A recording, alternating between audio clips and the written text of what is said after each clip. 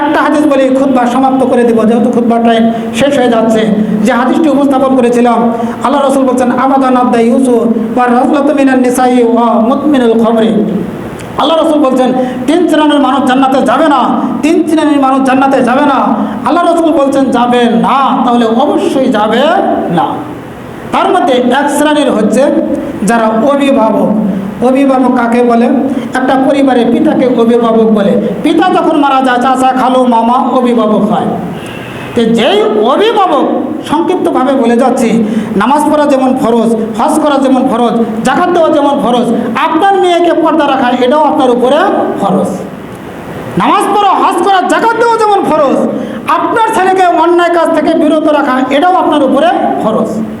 আপনি আজান দেওয়ার সাথে সাথে মসজিদে আসতেছেন, আপনার ছেলে অ্যান্ড্রয়েড ফোন নিয়ে কানের মধ্যে ইয়ারফোন দিয়ে রাস্তা ঘাটে বাজারে বাড়িতে কি যে কানের মধ্যে ইয়ারফোন দিয়ে আজও বাজও মনে করেন যে গান বাজনা নাটক চরিত্র বিধ্বংস করার মতো জিনিসপাতি দেখছে, আপনি কয়বার আপনার ছেলেকে শাসন করেছেন? আপনার মেয়ে ব্যাপারটাভাবে স্কুলে যায়, কলেজে যায়, মার্কেটে যায়, আপনি তাকে কয়বার পর্দা করার জন্য আপনি আদেশ করেছেন? এই জন্যই আপনার আল্লাহ রাসূল বলছেন যে যেই অভিভাবক তার ছেলে এবং মেয়েকে শাসন করবে না, আল্লাহ রাসূল বলছেন যে ওয়াল্লাযী নাফসি বিয়াদিহি লা তা'মুরুন্না বিল মারুফ। যদি তোমার ছেলে এবং মেয়েকে যদি তুমি শাসন না করো, এই অবস্থায় তুমি ইবাদত বন্দেগী করবে, এই ইবাদত বন্দেগী আল্লাহ রাব্বুল আলামিন কবুল করবেন না। যতক্ষণ পর্যন্ত আপনার মেয়েকে আপনি শাসন না করবেন, যতক্ষণ পর্যন্ত আপনার ছেলেকে আপনি শাসন না করবেন। এই জন্যই ছেলে এবং মেয়েকে শাসন করা, স্ত্রীকে শাসন করা এটা আপনার উপরে বড় দায়িত্ব। আল্লাহ রাব্বুল আলামিন বলছেন ইয়া আইয়ুহাল্লাযীনা আমানু কু আনফুসাকুম ওয়া আহলিকুম নারা। হে ঈমানদারগণ, তুমি নিজেও জাহান্নাম থেকে বাঁচো, তোমার ছেলেকে, তোমার মেয়েকে, তোমার স্ত্রীকেও, তোমার আহল পরিবারকেও তুমি জাহান্নাম থেকে বাঁচাও। 2 মুতমিনুল খমরে, যে সমস্ত মানুষ নেশাদার দ্রব্য পান করে। নেশাদার দ্রব্য বলতে আপনি কী বোঝেন? আধুনিক যুগের নেশাদার দ্রব্যর অনেকগুলো নামকরণ করা হয়েছে, যেমন গাঁজা, হেরোইন, প্যাথোডিন, মরফিন, কোকো, জিন, রাম, ভুক্কা, সুরাসার, নাটকটিম, মেঠা, আলফা, রেরিস, ক্যাফিন, ডায়াজিপাল, এছাড়াও যত প্রকার আপনি বিড়ি বলেন আর সিগারেট বলেন, যত প্রকার আপনি গেঁদা জর্দা, মিষ্টি জর্দা, হাকিমপুরি জর্দা, যেটাই আপনি বলেন না গেল, সবগুলি হচ্ছে নেশাদার দ্রব্যর অন্তর্ভুক্ত। আল্লাহ রাসূল বলছেন যে কোনো মানুষ যদি পানের সাথে একবার জর্দা পান করে বা একবার যদি নেশাদার দ্রব্য পান করে, তার আর 40 দিনের সালাত কবুল হবে না। সালাত যদি কবুল না হয়, জান্নাতে যাওয়ার সুযোগ আছে? সুযোগই নাই। একটা হাদিস এসেছে লা ইয়াদখুলুল জান্নাতা মুতমিনুল খমরি, যারা নিয়মিতভাবে জর্দা পান করে, গুল পান করে, নেশাদার দ্রব্য পান করে, আল্লাহ রাসূল বলেন লা ইয়াদখুলুল জান্নাতা মুতমিনুল খমরি, তারা কোশ্চিনকালেও জান্নাতে যাবে না।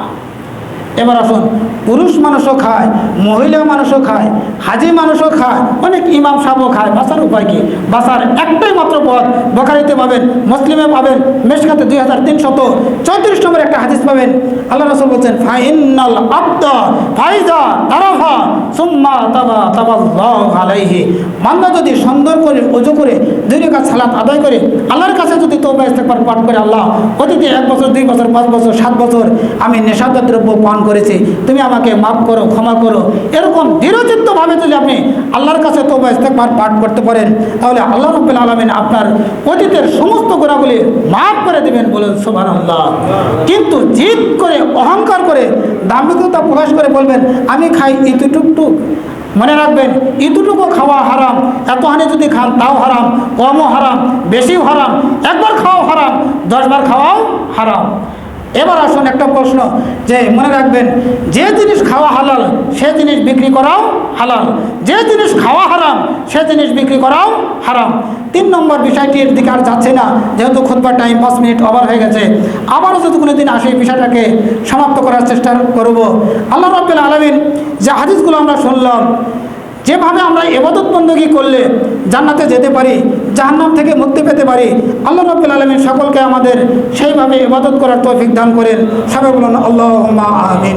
হে আল্লাহ, আমাদের কারো মা বাবা, চাচা চাচি, দাদা দাদি অন্ধকার কবরে শুয়ে আছে, কে কী অবস্থা আছে জানি না, আল্লাহ মেহেরবানি করে তাদের কবরখানিকে জান্নাতের টুকরা বানিয়ে দিন।